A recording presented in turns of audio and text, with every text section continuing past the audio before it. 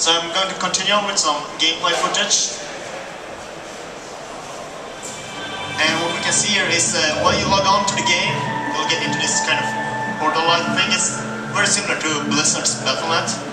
This is where you can find games, you can chat with your friends, you can join ranked matches and leagues, you can follow up on your progress and statistics, and a lot more.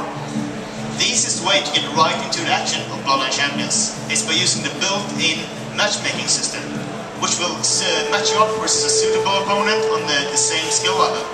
And you can either play solo together with strangers, or you can create your own team together with your friends. You can also create a custom game and choose from a big variety of maps.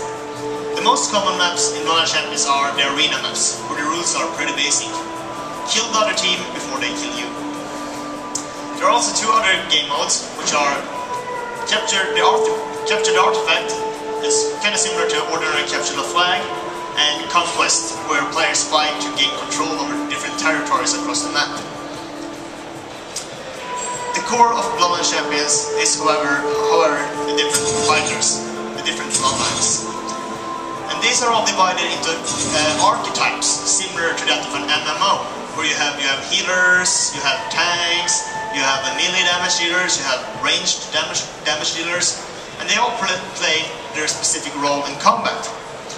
And as you can see in this preview screen, every bloodline has 7 different abilities that make up like their own playstyle. And again, I would just like to point out that every bloodline is played very differently, even though the basics are the same. If you play one of them, you'll probably have a very easy time to play another, but you'll feel that they are very different. So I'm now going to take you into an actual game. And which has need to be slower. Yep. So this is the game lobby. This is where players prepare before they enter the arena. On the left side we have the warm team, on the right side we have the cold team, and we'll be doing this 3 versus 3 arena game. And in the first round we will be forming a Spear Master.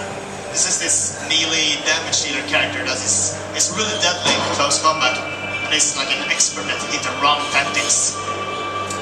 So now when we start up the game, I'm gonna guide you through some of the basic controls, so you get a clue of how you play the game.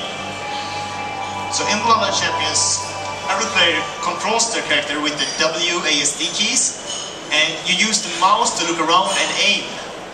All spells, all abilities, like fireball spells, melee attacks, teleport spells, even healing spells, are aimed towards your mouse.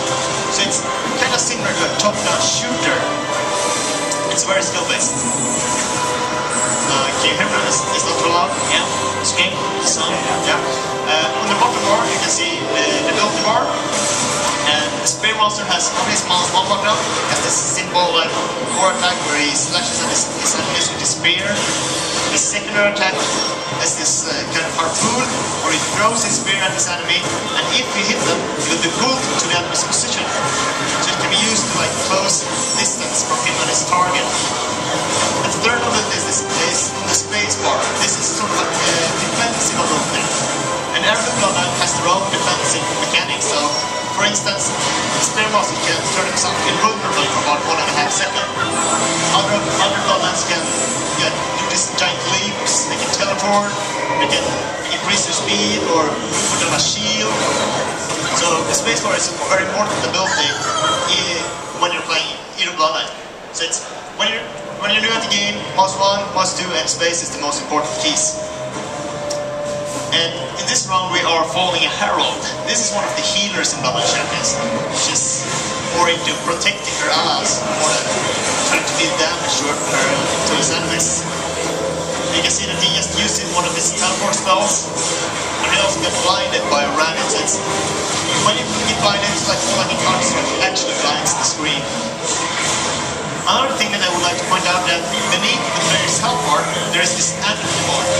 This is kind of similar to a fighting game. When you successfully land your attacks, the ability bar will fill up, and when it's on 100%, you can unleash this very, very powerful move called like this ultimate ability.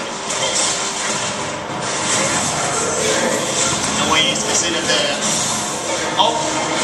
health is, even though their health is a healer, he also got spells that can be used for cleansing purposes. You can, for example, fear these enemies, so they force them to run away. And he just got killed by this branded assassin, which is similar to a rogue, can go invisible, and he's also can do quick bursts of damage. Yep, the coating is that one.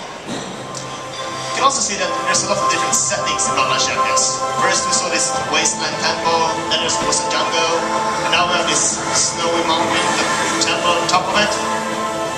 In this round we are playing one of the tank classes, the Vanguard. And he's quite beefy, he's bigger than other characters, he has bigger health pots, he can take a lot more damage, and he's more into controlling his enemies. He can, for example, knock them unconscious with his shield, so they can't move for a couple of seconds. Or he can use his shield to reflect enemy projectiles back at himself. Another thing that about Bloodline Champions to make it very into competitive gaming is that there are no random elements throughout the whole game. There's like no critical strike chance, no passive dodge chance. You have to actively dodge spells yourself. And all spells always deal a set amount of damage and has the same effect. So it's just never about luck in this game. So I think we've seen enough gameplay right now. We're eager to test out gameplay. I think we should go with some actual gameplay.